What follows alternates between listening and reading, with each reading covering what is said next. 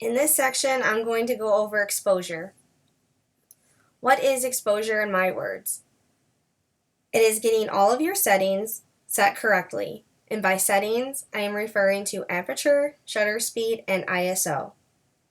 This is where the exposure triangle comes in at. Your settings aperture, shutter speed, and ISO correctly to equal the perfect exposure. So you have aperture in one corner, ISO in one corner, and shutter speed in one corner, and then them all together equals your perfect exposure. You want your settings to coincide together to create the perfect exposure to get the perfect image. Once you get your settings to work together to get a correct exposure, if you do change one setting, you have to change one of the other settings to compensate for the one that you just changed to maintain the correct exposure. How do I get my settings where I want them to be and know that they are correct?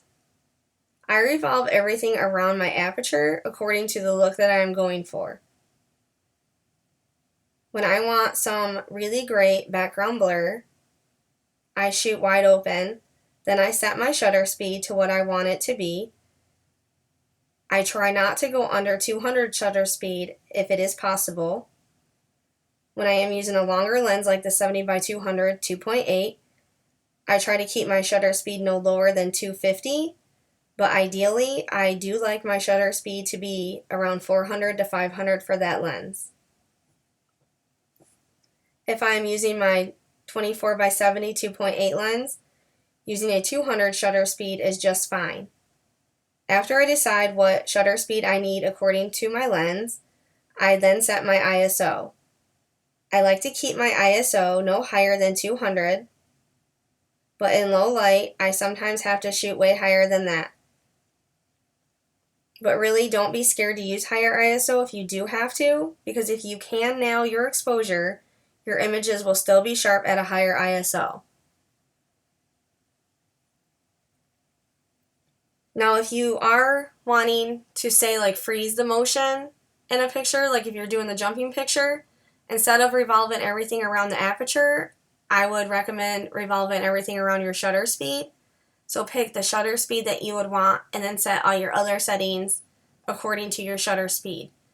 Regardless of what one you choose to set first, you have to set that one first, then set one of the other ones, and then the third one. And then all three of them need to work together to create the correct exposure. I know sometimes this can be extremely confusing when people are like, well, I'm not really sure what they all need to be at. I know it can be super confusing, but the more you start to understand it, the more it'll make sense in your head. Once you get in certain situations, when you've been doing it for so long, you can basically kind of like look at the lighting situation and kind of say, hey, I know that usually for this type of lighting, my settings have to be about this, and then kind of work off of that starting point and then set them correctly.